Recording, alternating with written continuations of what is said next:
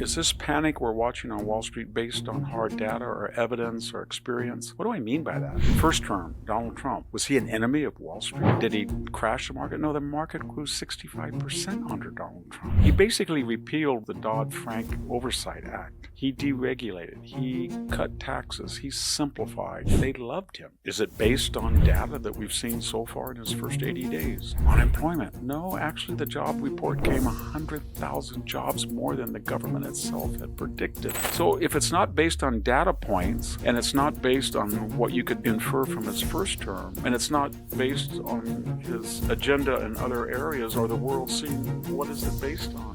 It's based on panic. It really is.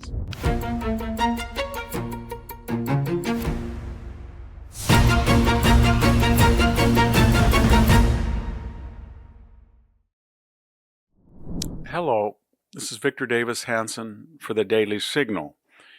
Speaking on a Monday that the market's gone down 300 points. It's about where we were 2 years ago, January of 2023. Remember, the market in the last two administrations, 8 years, has doubled in value. So it's not like this big collapse. But more importantly, is this panic we're watching on Wall Street based on hard data or evidence or experience? What do I mean by that? First term, Donald Trump. Was he an enemy of Wall Street? Is there a better alternative? Did he crash the market? No, the market grew 65% under Donald Trump. He basically repealed what Wall Street hated most, the Dodd-Frank Oversight Act. He deregulated. He cut taxes. He simplified. He stood up for American companies and their disputes over. They loved him. Is it based on data that we've seen so far in his first 80 days? Unemployment? No, actually the job report came 100,000 jobs more than the government itself had predicted in March. Well, maybe it's inflation. It's got to be inflation. The Fed. No, the inflation rate as it annualized in March fell to about 2.6. It was 2.6 for the year. Well, maybe it's based on other things he's done that are chaotic. No, there were 10,000 people crossing the border. He said he was going to stop it. Biden said you had to have comprehensive immigration reform or it was impossible. There's zero. It's almost statistically insignificant. There's nobody crossing. He did that in 80 days. Well, maybe abroad, Donald Trump, he's as reckless with the trade as he was abroad. No. The Red Sea, for the first time in 4 years, is navigable. The Houthis are emasculated. They're descending to the status of Hezbollah and Hamas. The octopus itself in Tehran is terrified. They're sending back-channel messages to Trump to negotiate so they don't lose their nuclear plant. In other words, it's pretty stable. But how about Ukraine? No, Donald Trump is not doing what Joe Biden said. We're going to go as long as it takes. He's trying to find a ceasefire. We are closer now to stopping this 1.5 dead, wounded, missing, killed Stalingrad than we've been in 3 years. So if it's not based on data points, and it's not based on what you could infer from his first term, and it's not based on his agenda in other areas or the world scene, what is it based on?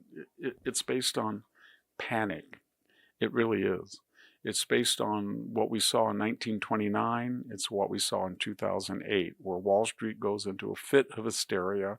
Part of it is fed by left-wing street theater, media hysterics, which they feel will help their counterparts, their soul mates in Europe, so they can put pressure on Donald Trump to end. I want to finish with just two considerations. They're very important.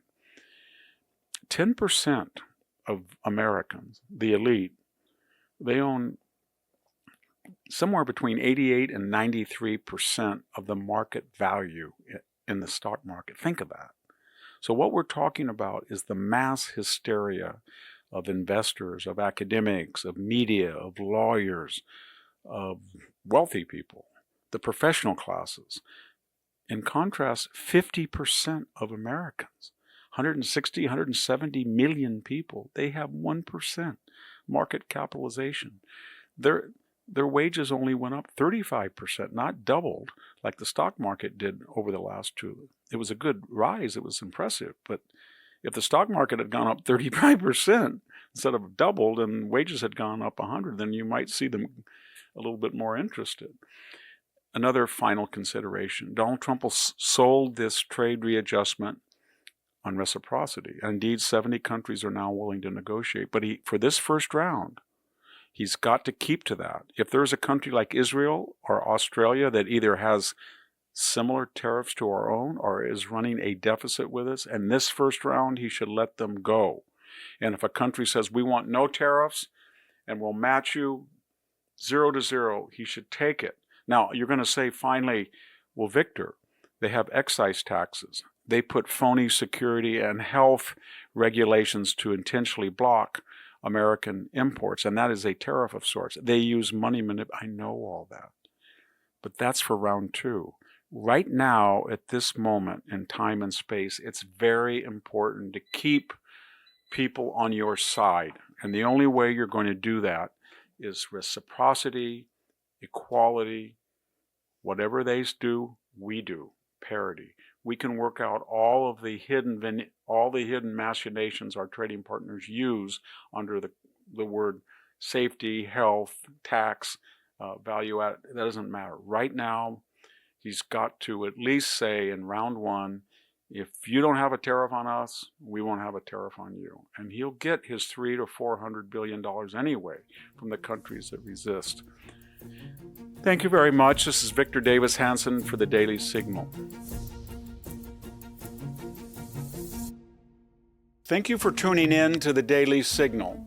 Please like, share, and subscribe to be notified for more content like this. You can also check out my own website at victorhanson.com and subscribe for exclusive features in addition.